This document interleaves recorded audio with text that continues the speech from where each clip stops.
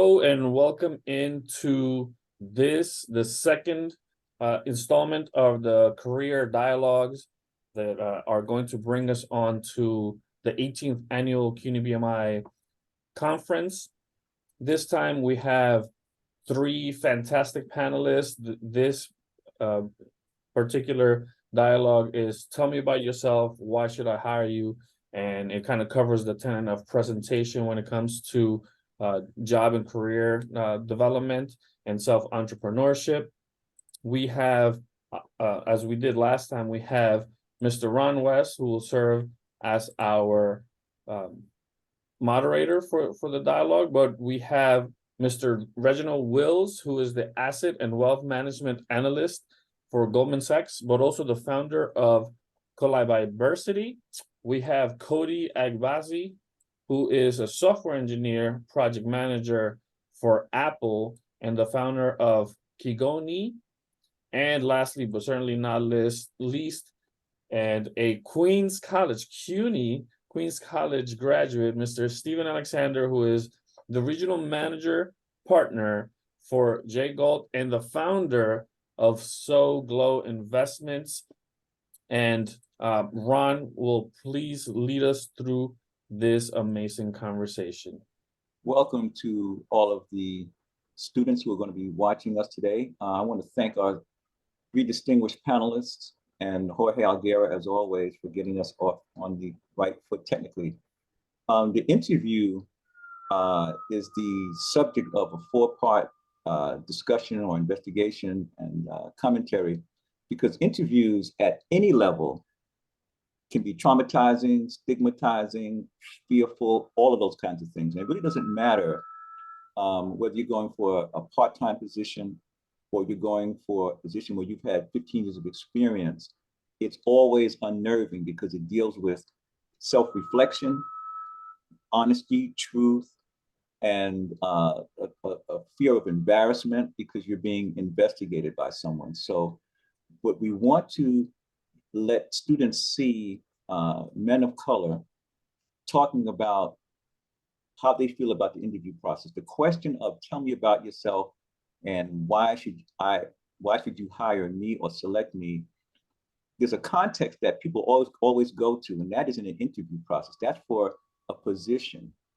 But we've already defined that an interview is a conversation. And to tell me about yourself and why should I hire you can be transferred if you're out socially and you meet someone.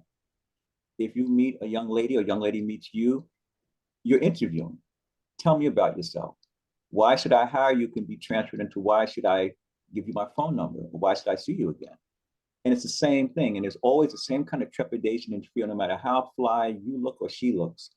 There's always that moment of kind of hesitancy on both parts. So I like to take people and kind of put it where they can see it and feel it, and not separate it, make interviewing for a job that much more different. So what I like to do is just have us talk about a few things. I will kick a couple of points out to you, and I really want to hear your thoughts and comments on how you handled some of the talking and thinking points, because to most people who see this, you guys have conquered this.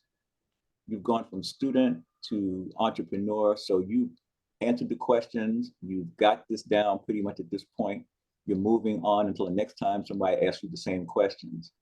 And I'd like to start this tell me about yourself with, for each of you, just kind of give me a little bit about, what you trust in, what you believe in, and what you have faith in. Yes, in general, when it comes to your ability to do your work and to succeed. Well, okay, so I guess I'll jump in. Me personally, over the years, I had issues, allowing people to see my best self, right? Get into interviews and me thinking, okay, I have to, fit in or align myself to the quote unquote company culture or what the job entails, right? If I don't actually have the specific 100% aligned skill sets. I learned over time that there's transmutable skills, right? Things where there's soft skills and hard skills. So specifically, being able to speak, right? Speak well, articulate your words and your verbiage. Also collaboration skills, right? There's different things you do this in, right? Playing basketball, different sports, competitions, so on and so forth. But then also in terms of like company culture and being able to meet people in the street in general, right? And you know you're doing that well, right? You have a lot of friends, different cities, you go on and travel, and you go to network events, people love you here and there. But when you get to an interview, you're not able to showcase yourself, to the best degree that you can. So one of the things I realized that I was lacking was authenticity, right? That's one of my core values. That is one of my core strengths that I can say that I go and showcase everywhere, right? And when I learned to be able to articulate myself and articulate my value of authenticity with, the hiring manager or the recruiter, right? Certain seeming opportunities, right, at first went out the door because I was trying to showcase what I thought they would have liked, right? Or what other people told me. But then when I realized a lot of people were speaking to me and they will say, like, well, you have this and you have that, right? These qualities about myself that I wasn't able to actually see because it wasn't being conveyed to the hiring manager, right? I thought to myself, then what is the issue? Then I realized I actually wasn't showing my true self. So I give an example about an interview process I had the other day. So it was actually for a project manager position, and more in the higher sense of it. So it was actually going to be senior project manager. And to me, that was a big jump, right? But I actually ended up getting recruited through LinkedIn, right? Because what they saw in me, I didn't see it myself. So they seen a specific value set, right, throughout years of amalgamated work experience and leadership skills that they thought I was ready to be able to take this on. So initially, I got into the interview, and at first I was nervous. I was like, okay, like what are they actually looking for, right? I'm young on paper compared to many of my peers, right? I've done, quite a bit of things, but to be able to manage a whole practice that they were going to give me, I thought that might have been far-fetched. But I ended up getting into conversation. I said, you know what? I don't know what may come of this, but I'm going to be my full self.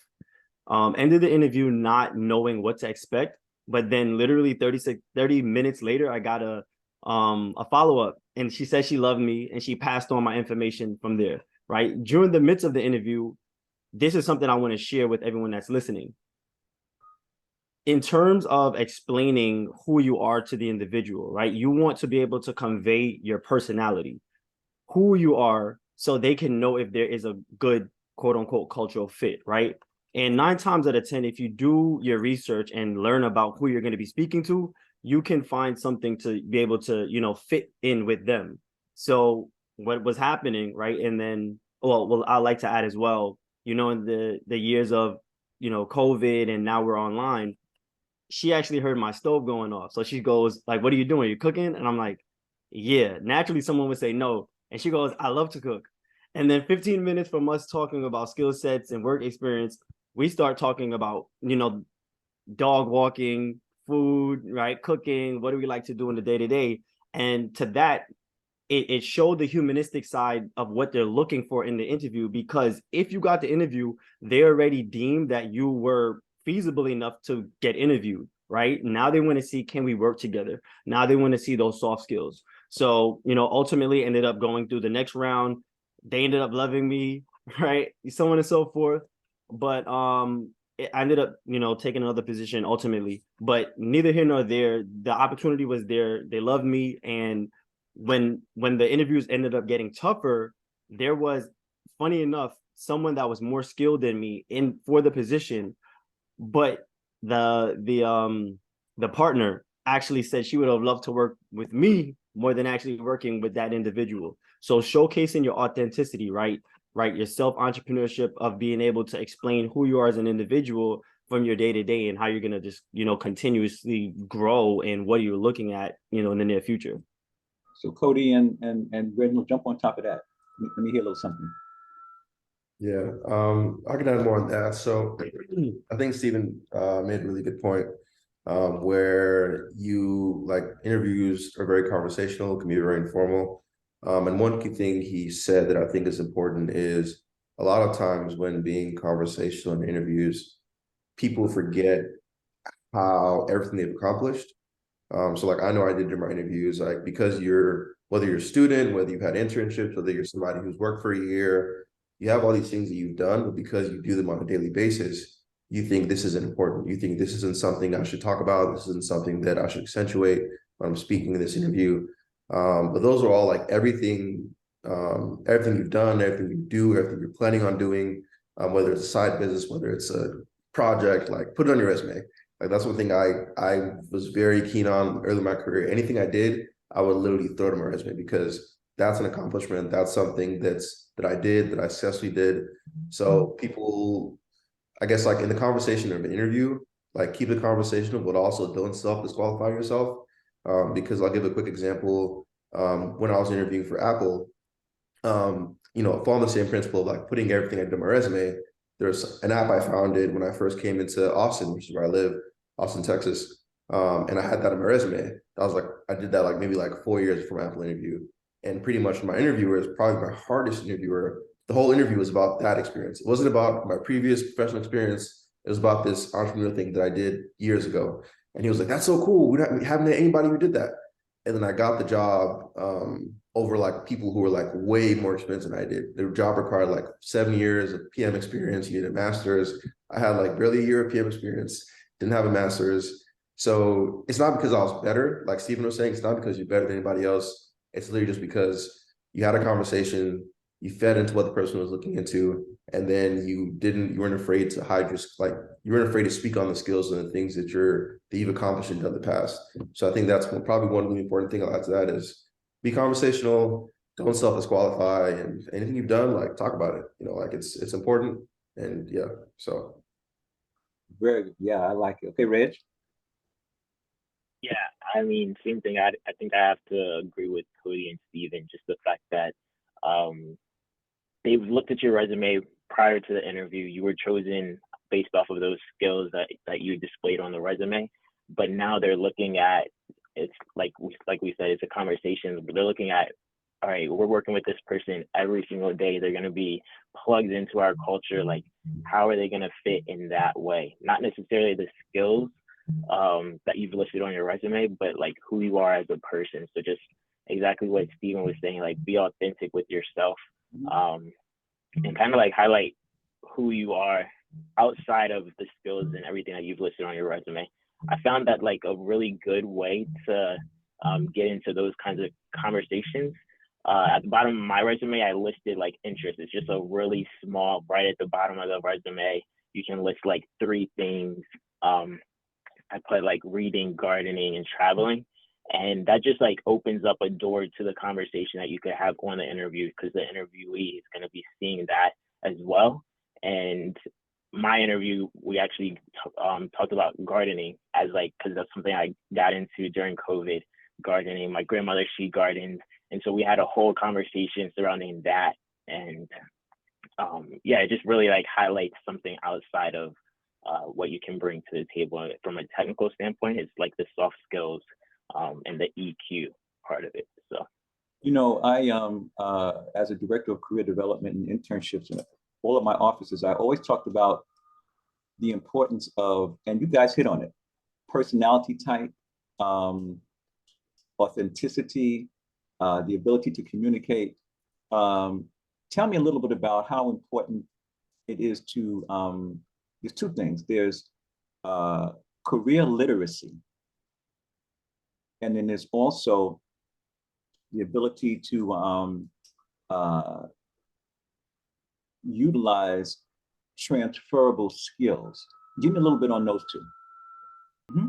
Yeah, so funny enough, right, as Cody had mentioned, so on my resume, and I do resume writing, right? I do a lot of different things, needing money over time. So don't fall short of any of your skill sets. Anyone that's listening, if you have a skill set, there's some way you can make money of it because someone needs it, right? So don't think it's just a little passion project. If you have a little entrepreneurial mindset, you'll be able to make some money from it, right? Just go out here and promote yourself. But so for years I've worked in the tech space, right? Started off in the tech space, and this I wanted to go to business school so I can learn how to run my businesses one day, right? From the top down, not just being able to build up, but seeing how the professionals do it. So funny enough, at my previous role or job, I was at Deloitte in the risk and advisory practice doing ERP implementation and finance transformation. So to whoever doesn't know what that means, that is, things such as Cisco, might say other things, Salesforce. I know you guys will know those. There's other things called like Blackline and Perone, but you might not know those. But for the most part, these are systems that are used on the back end, right, for companies.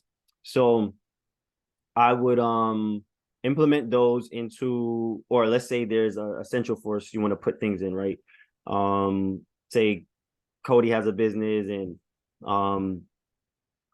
he wants to migrate Reggie's business over. That's what I would do, right? And then in terms of finance transformation, that's transforming from like old archaic books, it might be Excel, into new software, right? Or Web3, getting into crypto and so on and so forth. So you might have big enterprises, literally names that you would know, investment banks, and will work on the back end.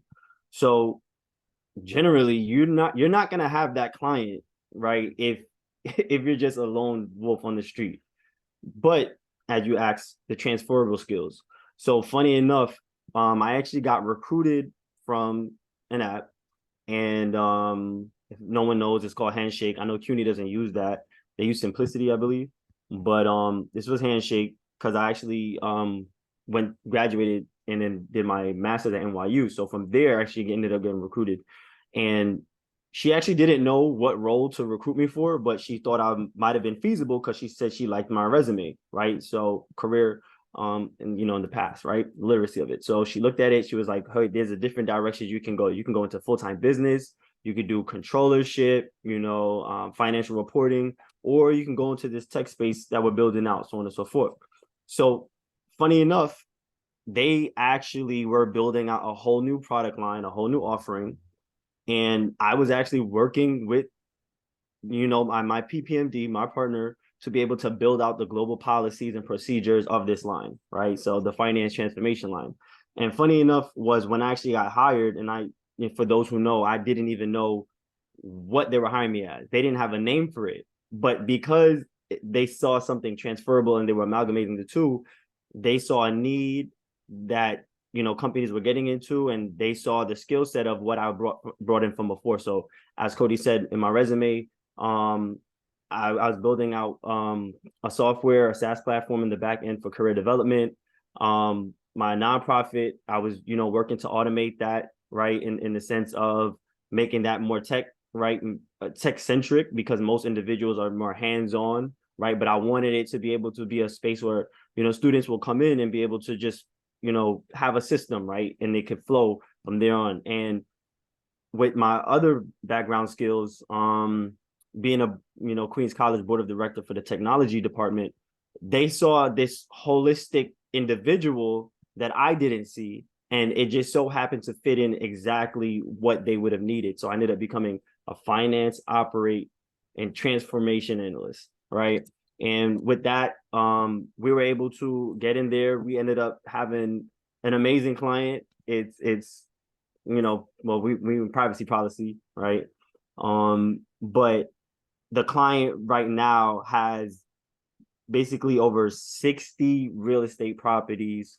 This is one individual with over $60 billion, right? And I was able to be on that project all simply because I had transmutable skills, right? Never actually did finance transformation or technological implementation, but the different things that I was doing on the back end, from looking at software. I met Cody.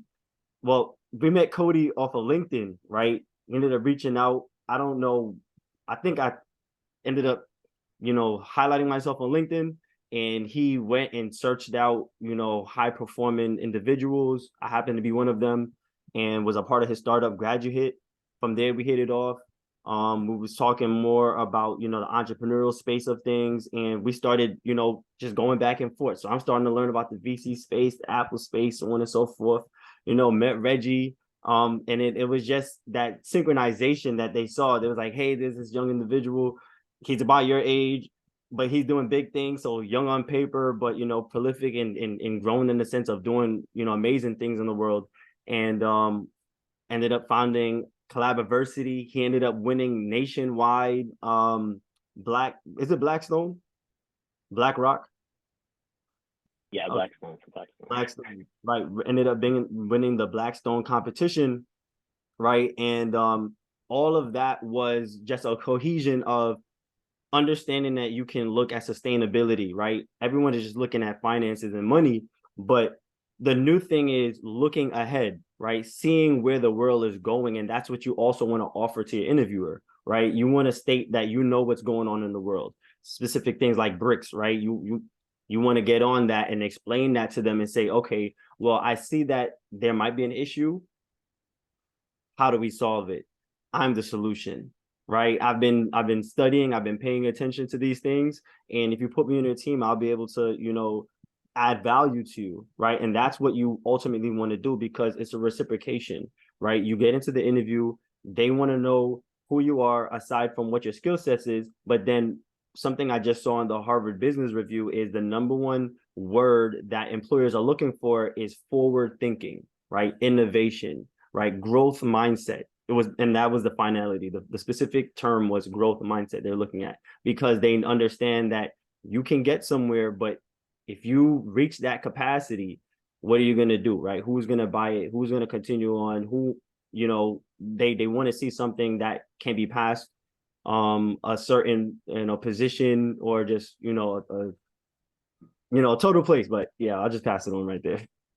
Cody, and we're going to come back to some of the things that's different. It's Cody, give me your two most important transferable skills.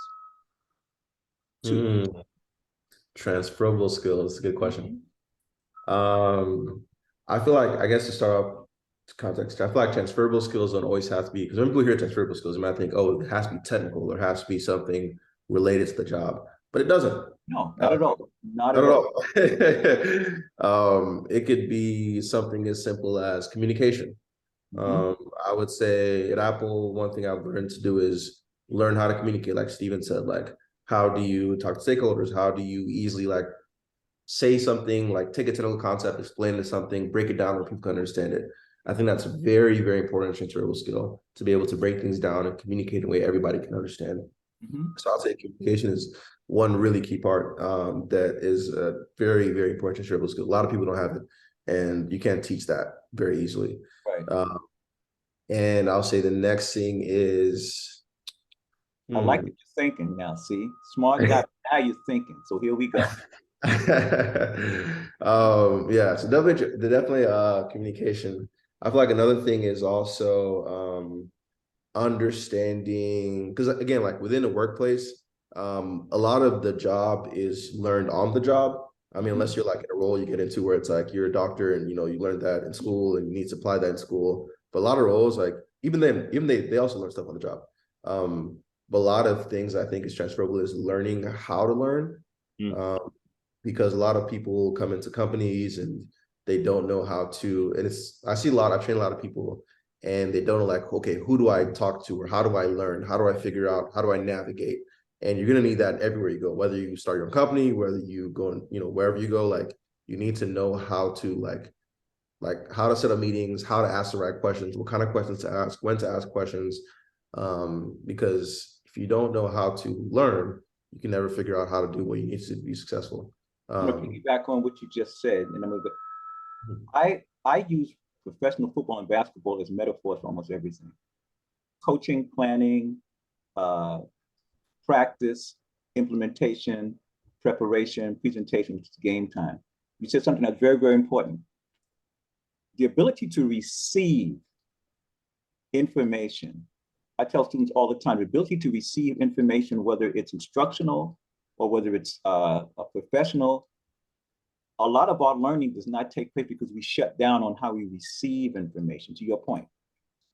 you were giving it to me, but that one word about how we receive it, we reject and receive, and then conversations start, and then debates start about things that are quite simple in terms of like, when you're in that conversation, listening, how we take and transform information that we're hearing when people listen to us.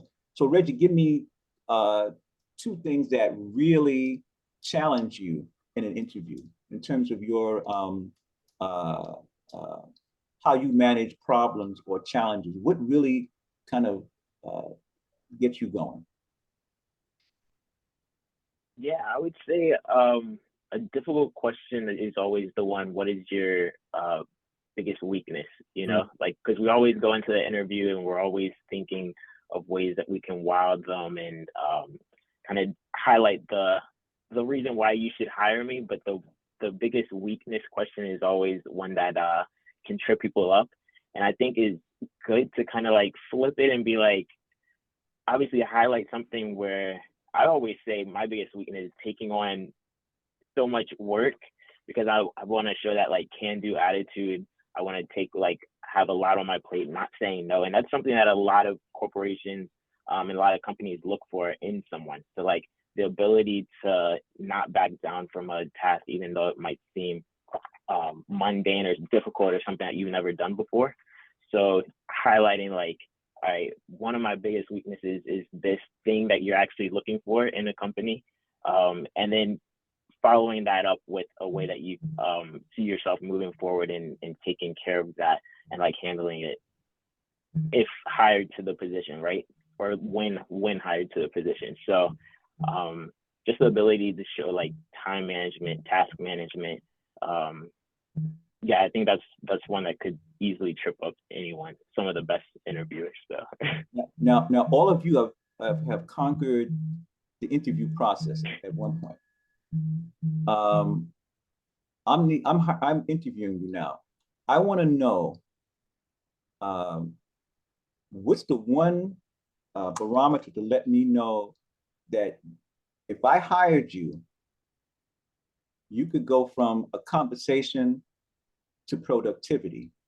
Just briefly give me what is it about you that transforms the notion of your being a good employee to how you're going to transform that into productivity to me. Just give me 1 or 2 words about how that happens. From candidate to being productive at the marketplace. You know, sorry, go ahead. Oh, yeah. Now this is in the interview scenario. So you want to kind of like I want to hear this from you in an interview scenario. I want you to tell me directly from the candidate to productivity. What is it about you? Just tell me what it is.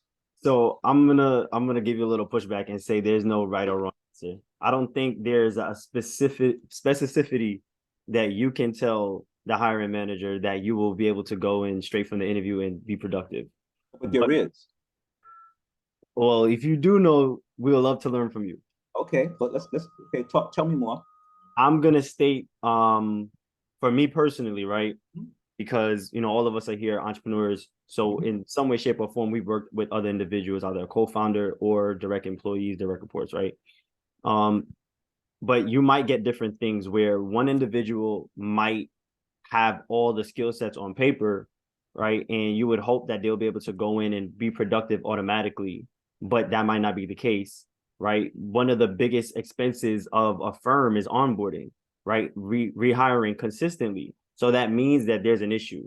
That means that after they get in, it could be the firm's issue that they don't actually have a whole proper onboarding process for someone to learn really quickly. But if you're hiring someone that's capable of doing the job already, you shouldn't need to do that. Now, the other caveat is having what forgot who said it, but having the ability to learn really quickly, right, on the job. So that's, I believe it was Cody, right? Sorry, not Cody, Reggie, sorry. But yeah, so having the ability to learn really quickly, right, and being able to note what they've done before that they'll be able to do when they get in. So that's a transmutable skill that I actually wanted to mention, right? You convey a story that me personally, so I gave a story where I was working in the space of hospitality, and I was working in fine dining with millionaires and billionaires. Ended up having the job as a host, started as a host, right? And every year, I ended up getting, well, not every year, but I ended up getting promoted as I continued to, go back every year. And to be honest, I wasn't looking for promotion. I was actually just doing my job and doing it really efficiently. So one year they finally told me that they wanted me to get more responsibility, specifically as a manager. So I thought I was going to be in the same restaurant I was always at, right? Ultimately, they ended up giving me my own restaurant. Lo and behold, they didn't know that I did this job. It was actually a seasonal job. They didn't know I just did this on the side and I wasn't, a full-time person that worked in hospitality. So they ended up giving me my own restaurant, and I got just a blank canvas. There was no POS systems. There was no food, right? They didn't have the staff yet. So I ended up having to hire a team of 60. So I worked with Iron Chefs, right? For those who don't know, Iron Chefs and Top Chefs. So these are from the names of Morimoto to David Burke to Mark Figiano, the elites in the field. And this was somebody at the age of 25 that they just threw me in the fire and they said, make it work. So the global head of the Eastern region, right? This was Levy Restaurants. He said he saw me take care of an issue where it was actually the founder, and there was a whole uproar with his food and the tables and all that. But I fixed it, and he said that he saw that I've been able to, transmute that into another workspace. So I ended up getting my own restaurant, having direct 2 managers under me, and I did really well. We broke sales and everything. And the ability for me to explain that to the hiring manager, that I was able to learn on the fly, right? That comes with a whole bunch of different soft skills, right? In terms of problem solving, critical thinking, innovation. But one of the biggest things they always ask for is working under pressure in a high-paced environment. That's usually 99% of the time on, I'll specifically say for a corporate job description. And if you can give them an actual feasible instance that you was able to convey that you did that, because everyone says we're a quick learner, right? And we work well under pressure. But 99% of the time, you're going to be under pressure at corporate jobs. I was able to convey that, and I believe that may be something that if you are someone who doesn't actually have the physical skill sets on paper, that'll be something to showcase transmutable skills for them to hire you and say, we can trust you if we give you this specific thing. And, over time, you're just going to learn it on your own because that's what we asked for, a self-starter. Okay, so now, guys, piggyback on what Steph said, I want to know from Cody, how do you deal with stress on the job? Stress on the job. Again, now we're in an interview scenario. I want to know, like, if I take you on, if I hire you, I want to know how much stress and how you manage stress. So stress management is a very interesting topic because some people have different levels of stress, like different levels of bandwidth of stress I can handle. For me personally, if I get too stressed, what I like to do is I have a conversation with my manager and say, hey, what are my priorities? Because a lot of times you have a whole stack of work you need to do where it's like, I could split myself in half and work till 2 a.m. and do this. Or I could just work on what's important and, what's important to the org, what's important to the bottom line, and deliver that. So how I handle stress when I start to get burnt out is I talk to my manager. I say, hey, what are the key priorities for the org? What are the key priorities for you? What is it I need to focus on? Because right now I'm getting burnt out, and actually did this in a previous previous project. And that helped me out a lot, where I was focused on like 10 different things, but my team really only cared about 2 or 3 different things. Like this week, like next week it might change, but you need to always have that conversation to say, hey, like hiring manager, like what's my priorities? What do you think I should work on? What's important? And for me, that helped me a lot to really like not be splitting myself doing a bunch of things, but to really focus on, hey, these are the key priorities. So that's kind of how I handle stress. So Reg, are you in challenges friendly? What's that? Do you have a good relationship with challenges, handling challenges at your workplace? Are you friendly with challenges? Can you handle them? Absolutely. Okay, now when you get really challenged, what's the one thing that you do to help you deal with challenges? What's the one thing that you do? Oh, first thing is just reaching out to a mentor. I think that's the biggest thing. Like, as soon as you start working somewhere, you need to find mentors. And something I recently heard while I was here is actually like a board of directors, like creating your own board of directors, someone that you can reach out to, but like a group of people for different scenarios. And then also just having that, like, a candid relationship with your supervisor, like letting them know how you feel in any given situation. And I did want to go back to the question about showing your ability to learn on an interview. I think there's always that point at the end of the interview where they ask, like, do you have any questions? And so, like, showing your eagerness there of, like, I did the research, like, I know that this is what the job entails. What can I expect, like, week 1, week 2, like, just showing that eagerness already from the interview spot. I think that really sets you up to show, like, all right, this person is ready, like, they're willing to learn. Even if you don't have, like, all the questions right, the answers right, just showing your eagerness, like your curiosity, is like so important on an interview. So listen, I think all you guys are fabulous.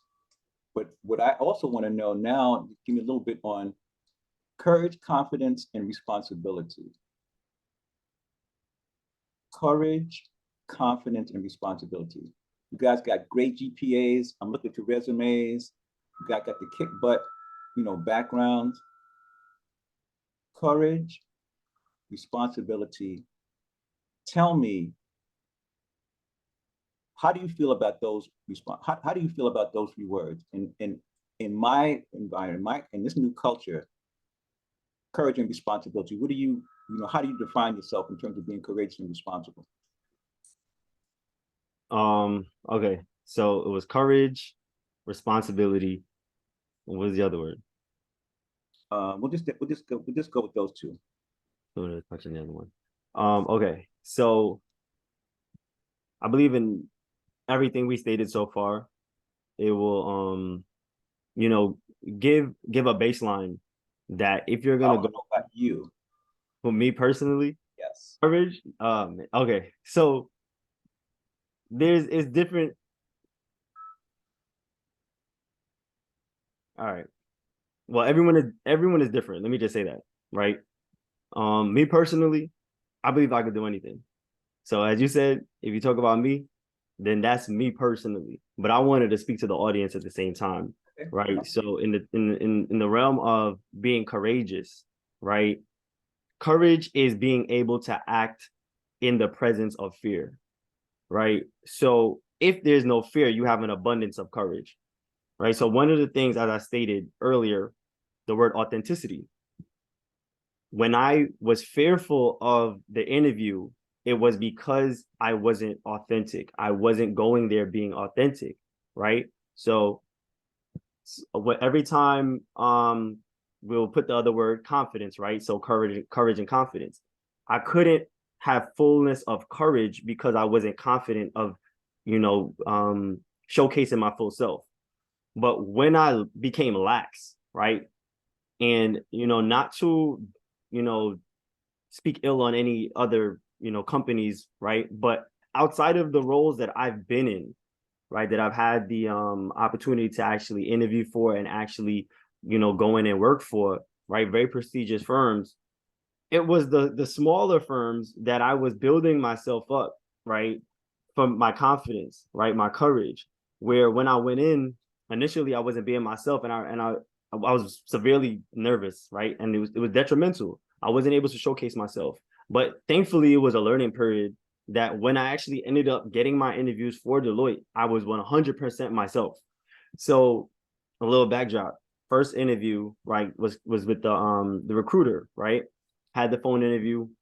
I didn't know what to expect. I didn't, really look to actually go there, right? Because I thought it was, gonna try to put me in something I didn't want to do. But it turns out to be, a wonderful place of the work set that I've done, right? Because they actually did they offered a role specifically on what I showed them, right? A lot of people are at jobs that they don't want to do. So had that first interview. Second interview came on. We were talking. This was a senior manager. She said, she wanted to take me on her team, right? ended up having back-to-back interviews with another individual. I thought it didn't go so well, but because I was my authentic self and I said, whatever it comes with it, right? And I think that's something that you want to share with yourself day to day, right? Because you're going to kill all your chances if you go into that interview and you're not confident, but be confident in displaying your authentic self. Ended up getting the call back very shortly after, when I thought I didn't do as well in the second interview. They said they loved me. Finally, had the interview with the partner, and the partner's interview was not even an interview. It was right. It was just semantics to go over just because, right? We ended up start talking about football. We started talking about different case studies and so on and so forth, because I believe from the first two individuals, I ended up getting the job. Why? Because they specifically said this. They wanted me on their team. They understood that everyone that they were interviewing was someone that was capable of getting the job done or learning, right? But it was the fact that this is specifically what she told me. She said, oh my goodness, he's not afraid to talk to people. To me, that sounded crazy, right? But that's one of the number one things with consultants. And then they were seeing something more forward where it's like, all right, well, we want him to work directly with the top. So I was working with the PPMDs from very early, right? On global calls in Asia, in India, other Europe, right? Deloitte Global, having these calls and they were asking me specific questions about this newfound industry of finance transformation, right? Because, it's a good offering and it's very, potentially lucrative. So she specifically stated that, right? And why did she get that? Because she saw my authentic self and saw that I'll be able to relate to whoever I'm speaking to. And ultimately, you're going to be speaking to people in higher positions that you may, quote unquote, get nervous with, right? But they see someone that they're able to propel and they're able to take something off of them, right? The specific workload. So ultimately, those three things are covered. My confidence came because I was courageous enough to show my authentic self. And ultimately, the responsibility that they saw I would have been able to take on, because I was already confident that I would be able to take it on if I receive it and I wasn't, prepared beforehand, right? So. Okay, now we're kind of getting towards the back end of this, but I want to piggyback on what Steph just laid out the scenario for us. Cody and Reggie, give me one or two words that really tell me how your leadership decisions are influenced by what? At the workplace, if you were to work with me, and I love you guys, what words would you use to tell me about how you are, what influences your leadership decisions at the workplace? What influences my leadership decisions at the workplace? That's a great question. I would definitely say, what is my team's bottom line? Because at the end of the day, if I'm working in the scope of my company, I'm always wanting to make sure that whatever I'm delivering, my decisions I'm making, it's in the best interest of my team. So if I'm driving a project and I need to deliver within a certain timeline, I'm like, is this timeline when my org needs? Because we have external partners. We need to deliver this time. We deliver this time. Then I'm like, that's great. But is this in the best interest of my org? Is this in the best interest of all the resources that we have? Is this the best interest of the money that we have and we're planning for, all these things? So my leadership decisions within workspace is definitely influential of what's in the best interest of my team, my developers, my engineers, my organization. What are we all aligned to moving forward to? And that will kind of guide what I decide on from a leadership standpoint. Okay, Reg? I would agree with that, like bottom line, but then also ethics. So like, I think we all have our own set of ethics. Like, what does that mean to you? But like to me, having like a military background, I was in the Coast Guard full-time active duty and now part-time. So like ethics is a big thing. And even in the financial industry, like ethics plays a huge role. So you always have that guideline. And like I said, if it's not like a clear guideline or if it's in like a gray area, then you could always reach out to management or supervisors, mentors. So yeah, that definitely definitely plays a role. Okay, now we're at the pretty much at the end. You want to say something? Yeah. So I just want to throw in need, right? So in terms of filling in the gaps, sometimes that's where you have to put on a leadership cap, right? So I'm not going to get into the full story of it, but sometimes, right, you have to understand everyone is people, right? And they're individuals with real lives, and they might have things that come up. And, you know, for you to get the job done, right, as Cody stated, right, you're looking at the best interest for everyone. And what is that bottom line? So, you know, putting that together with what Reggie said, right? My ethics is that I want to make sure I'm going with a precedent of not perfection, but well, not perfectionism, but perfection, right? As best as I can give it out, right? I want to make sure that it gets covered with all my skill sets, right? All my understanding. And if sometimes that's taking up the slack for other individuals for but a moment, right? It does catch up to you in the most positive way, right? You reap what you sow. And ultimately, I've seen that happen in my life by always, ultimately, I'll say, in final, being a servant leader, right? So working from behind and actually working from ahead is working from behind. All right. So all of you like basketball and football, right? You like sports. Mm-hmm. I always look at sports as a metaphor. I try to keep life very simple. What's in front of me? What looks like the other thing that people understand? Now, here we go. You guys are brilliant at what you do. You kind of laid out some points that students will definitely take away with them. But now it comes down to who it is I'm going to pick. Only one of you is going to get this. All right? This position, whatever you want, you can have it. I'll give it to you, no problem. What I want to know is, and very briefly, because see, I'm going to measure what I'm hearing. I want to know, well, between the three of you, why me? Why Steph? Why Cody? Why Reggie? Why? So the floor is yours. Okay, so I guess you can compile everything that you stated, right, in closing of a if hired, right? So that's how you would want to convey that to the hiring manager. So you summarize the impact, right? They see the numbers, but they want to know what you're going to do for them, right? So you get in there, and I tell them confidently, right? We're talking about courageously, confidently, and responsibility. So I'll tell them, you know, specifically, this is what I've done. This is who I am. And this is what I'm going to do. Okay.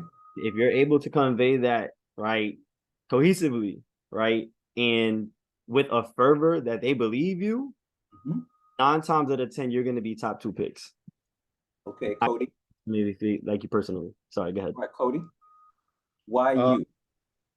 Why me? Why you as opposed to Steph or Reggie? Why you? Because it's a great question. Because I bring something different to the table, and I know that sounds pretty generic, but over the course of my career and everything that I've done, I am relentless. I'm like I don't stop. A lot of people will stop where I do. Will stop where I don't. And I feel like that's it. Like I'm relentless. I have high EQ. I'm also highly technical. So having that combination of EQ and technical abilities isn't very easy to find. So I'll definitely say I bring that to the table, and really whatever you need me to do, I will do it. Like if you need me to get some coffee for somebody, I'll do it. I hope I'm not getting coffee, but just like that's kind of my mindset is like I'll do what needs to be done. So you can rely on me for that.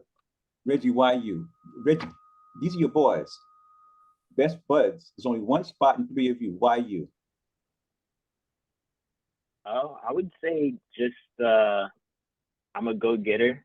Take the initiative. Like you won't have to micromanage. I would take the time to really like think about how I can bring the company forward. Go back to the core values of the company, and speak on that and how that aligns with my core values and how we can work forward, bring the company forward together. So, lastly, if hired, specifically, what's your value added to me, specifically, in very specific terms? What's your value added to me if I offer you the job tomorrow? Very specifically, what is it? What are you going to give to me when I hire you, specifically?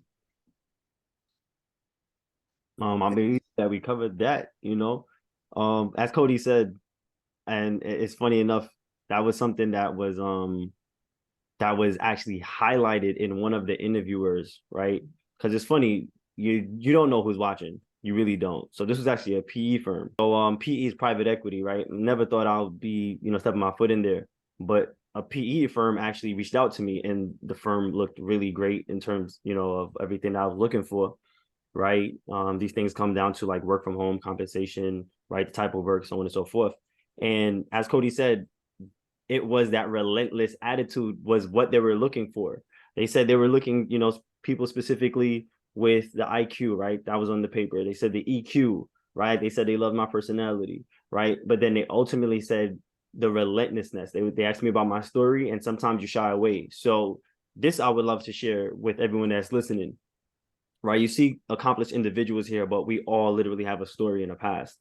And fortunately, I was able to get a deeper level of grit, right, and determination, because when I first started college, I actually was 17 years old, and in 6 months, I ended up getting kicked out of college.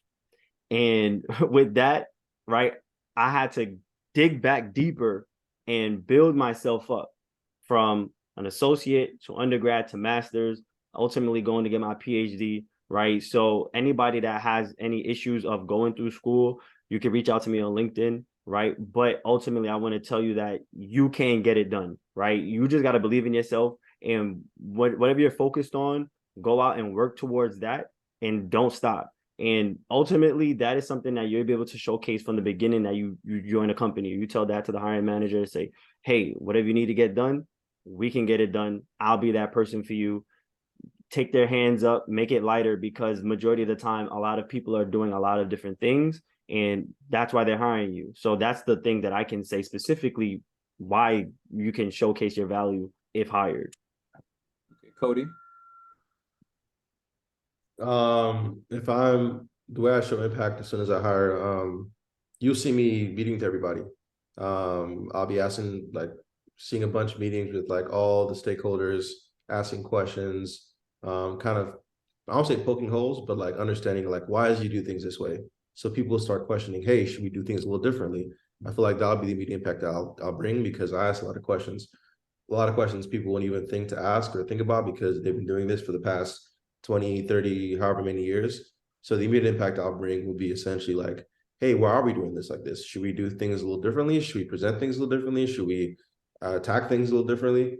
So upon joining tomorrow or next week, whenever that may be, immediate impact would be not shaking things up, but really like, why are we doing things like this? Can we do things better? Kind of innovation. So that'll be my immediate impact. Okay, and Reggie? I have to agree with Steven, to just highlighting your past, unpacking the layers, and like being able to speak on past experiences, whether it's coming straight from college or just showing that grit.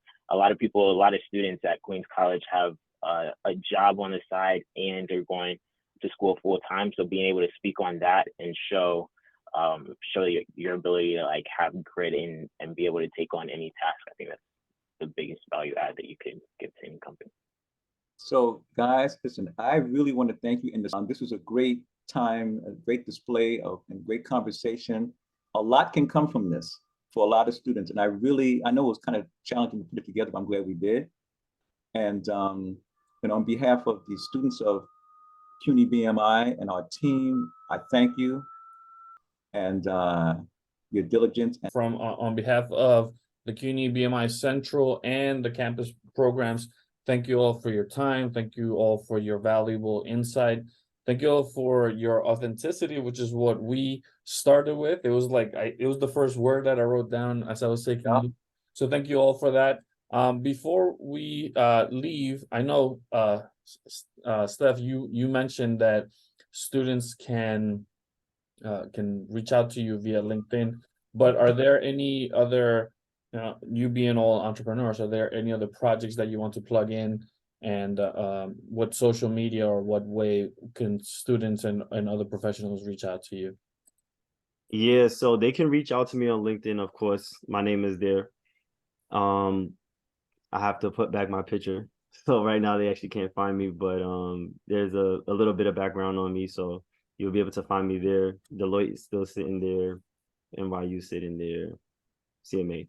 But I'll open that up. But also, as I stated, there's a career development software and platform and a consulting firm that I'm working on the background myself that I deliver. So from resumes to CVs to LinkedIn revamps, right? Workshops for specific IQ and EQ skill sets in terms of finance, accounting, and tech.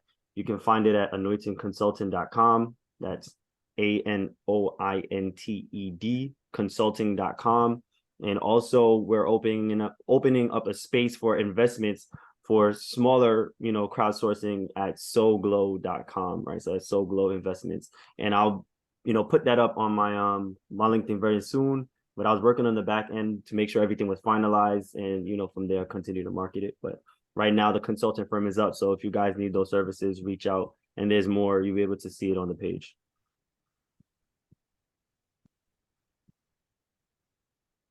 Thank you. And Reggie and Cody, any plugins for you all?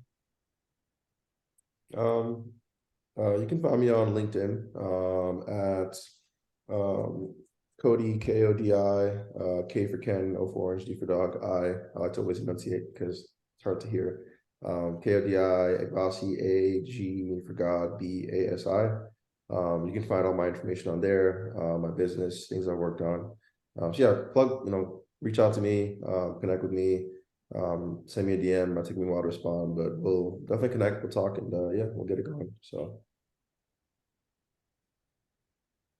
yeah, and for me, LinkedIn as well, Reginald Wills, Goldman Sachs, you'll see it up there. So, and Queens College alum, so definitely happy to help out with any students. I'm in the right direction. Great. Thank you again. Thank you so much. And for the audience, remember the 18th Annual CUNY BMI Conference takes place on October 6th. And this year's theme is Legacy Building Through Business and Entrepreneurship. This is why Ron thought it was a good thing to have these dialogues leading up to the conference, since we are also featuring the first ever CUNY BMI Career and Internship Fair, and you might have the opportunity to get hired on the spot. So if you haven't signed up, if you haven't registered, please do so on our website, www.cuny.edu/BMI. And with that, thank you all so much.